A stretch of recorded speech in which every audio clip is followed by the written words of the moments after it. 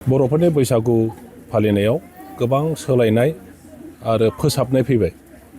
मोनफ्रोमबो गामि गामि बयबो गाव गावनि गामियाव ज' बिदा फंबाय बिब' बिनानाव गामिनि गाहेला बोराय बुरैखौ लानानै बैसागु रंजासै आजिखालि। गोदोनि बायदि नंला, लोङै जायै लेथें फेथें बेबायदि बैसागु जानाय गैला। आरो थुथुब बेबायदिनो नैबे जोंनि रानिखाथानि सालबारि बे गामियावबो दिनै माने फ्रि बैसागु बायदि लांदां बैसागु बिथांमोनहा कम्पिटिसन बानायदों। आं बाहाय फैदों, जोबोद मोजां मोनदों। गामिनि उन्दै उन्दै हौवासाफोर हिन्जावसाफोर सेंग्राफोर सिख्लाफोर आरो गार्जियान हिन्जावफोर हौवाफोर बयबो ज' ओंखारनानै बेहाय बाहागो लादों। दा बेबायदिनो जोङो हारि हिसाबै जोंनि राव हारिमु बेखौ लाखिनानै थांनानै थानो जों लुबैयो। आरो बेनि थाखायनो दिनै बर' हारि हिसाबै जोङो सारा संसाराव प्रिथिबियाव जोङो मिथिजादों। आरो बैसागुआ जोंनि हारिमुखौ लाखिनायनि मोनसे फोरबो। बेहाय जोंनि परम्परा, जोंनि हारिमु, जोंनि कला कृष्टि गासिबो बेहाय रिलेटेड। बेखौ बयबो इरेसपेक्टिभ अफ फेथ एन्ड रिलिजन, जिखुनु धोरोमाव थाया मानो, जिखुनु खामानि मावनानै जाया मानो, बयबो बैसागुखौ जोंनि राव हारिमु कला कृष्टिखौ लाखिनाय आरो फोसाबनाय आरो फेदेरनाय बे उद्देश्यखौ लानानै बयबो पार्टिसिपेट खालामनाया जोबोद जरुरि। आं बेखौ बयखौबो खावलायो।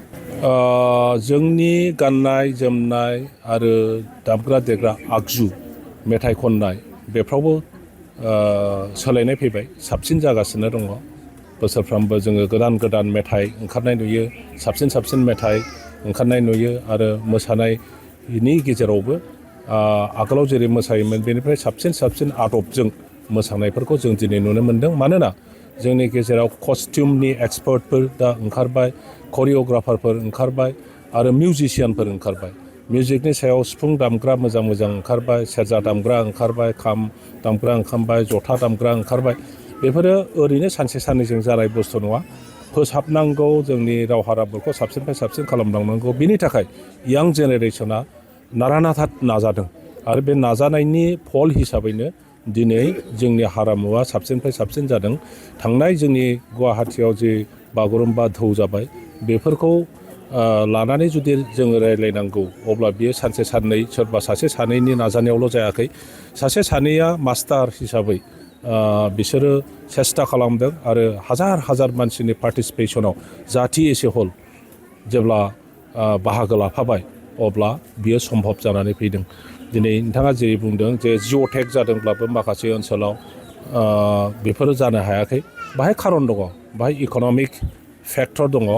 जे गाननो गोसो दङब्लाबो बैसागुनि गोदान दख'ना बायनानै लानो हाया, बा माखासे आरोबाव प्रब्लेमा जाहैबाय बेफोर माखासे जायगायाव जोंनि जि बैसागुआव गानग्रा जोमग्रा बेफोर जि जोमफ्राबो हयथ' एभेलेबल जायाखै। थाखा फैसा दंब्लाबो बायनानै लानो मोनाखै, बेफोरबो जानो हागौ। दा बेफोरखौ लासैनो मोनफ्रोमबो खना खनला बर' गामियाव नेपालावनो थाया मानो, बांलादेशआवनो थाया मानो, बेफोरखौ जोङो लासैनो एक्सपान्ड खालामलांजोबगोन।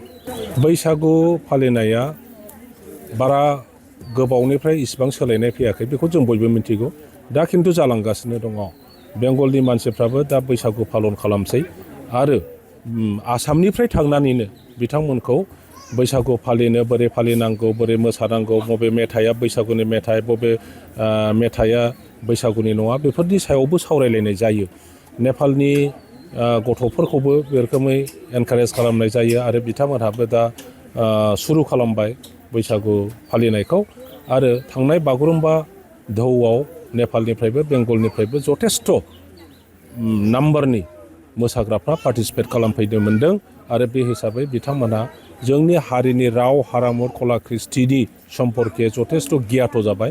आरो बेखौ बोरैहाय फोसाबलांनांगौ, गावसोरबो बोरैहाय जाथि हिसाबै बेंगलाव थानाय बर'फ्रा बाहागो लाफानांगौ, नेपालाव थानाय बर'फ्रा बाहागो लाफानांगौ, बेनि सम्पर्के बिथांमोनहाबो दिनै उपलब्धि खालामबाय। आं बेखौनो बुंदों जे जोंनाव सोलायनाय फैगासिनो दं। दा जि जागासिनो दं बेनो फाइनाल नङा। आगोलाव आर'नाइ गांसे जोंनि गोदोनायाव नुनो मोनामोन, आर'नाइ दाग्रा गैयामोन, आर'नाइ होननायानो गैलामोन। नीलकमल ब्रह्मआ मोनसे आर्टिकेल लिरदों आर'नाइनि सम्पर्के। नीलकमल ब्रह्मआ बे आर्टिकेल लिरनायनिफ्रायसो बर'फ्रा मिन्थिनो मोन्दों जे जोंहा हारियाव मोनसे आर'नाइ होननाय ड्रेस दङ गोदोनायाव लाग्रा आरो बियो जोंनि परम्पराजों सम्पर्क दङ जोंनि इतिहासजों सम्पर्क दङ जोंनि कालचार बियो दा बेखौ लाखिनांगौनि सेथनाया अब्लानिफ्रायसो फैदों बेनिफ्राय आर'नाइ दाजेनदों गिदिर आलासिफोरनो मान होनायाव बिमा बिफानो मान होनायाव जोङो बेखौ बाहायजेनदों दिनै बियो पपुलारिटि फैबाय आरो बियो जोंनि पार्ट एन्ड पार्सेल जोंनि कालचारनि जानानै फैबाय थुद्रुप गाननायनि सम्पर्केबो बैसागुआव माखौ गाननांगौ स्कुलाव थांनाय हिन्जावसाफ्रा मा ड्रेस गानोब्ला साबसिन जायो कलेजाव थांनाय हिन्जावसाफ्रा मा ड्रेस गानोब्ला साबसिन जायो बा हौवाफ्रा मा ड्रेस गाननांगौ दिनै जोंहा गामसा दङ गामसाजों लोगोसे जोंनि गस्लाया मा जानाया मोजां नैबेफोर सिन्थाधारा सानलायनाय हलायनाय बेफोर फैगासिनो दङ ओंखायनो साबसिननिफ्राय साबसिन मानसिफोरनि अपिनियन आरो रिसार्च वार्क नायनानै जोङो अबेबा मोनसे समावहाय मोजां जोंबो खालामनानै लानो हागोन दिनै असमियाफ्रा जेरैहाय बैसाग बहाग बिहु होननानै बुङोब्ला मा होनना बुङो बेखौ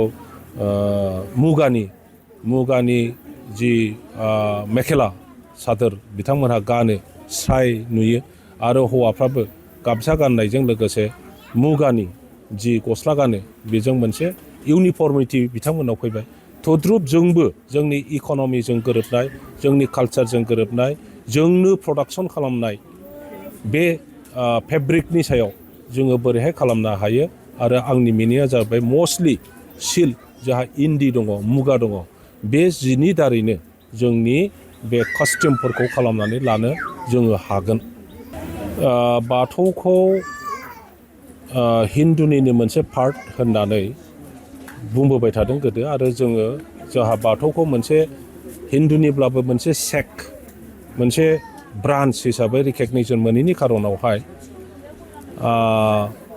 बाथौआनो जा ब्रह्मआनो जा ब्रह्मआ जाहैबाय मोनसे समावहाय 1900 शताब्दियाव बे ब्रह्म धर्मआ जोंनि गेजेराव फ्लारिस जादों गुरुनाथ कालिचरन गुरुदेबनि दारैहाय दा जोङो बयबो जोंनि सेन्सास बा जोंनि जिखुनु खामानियाव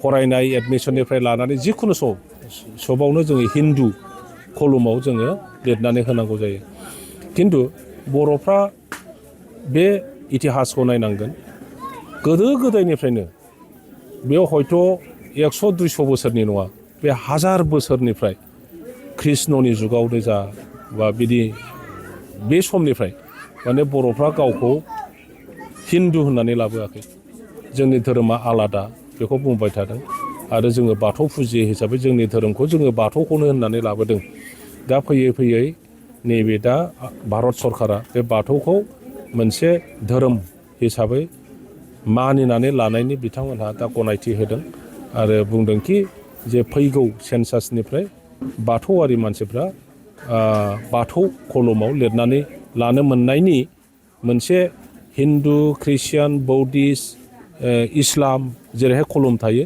सेपारेट कलम बाथौनि थाखायबो थासिगोन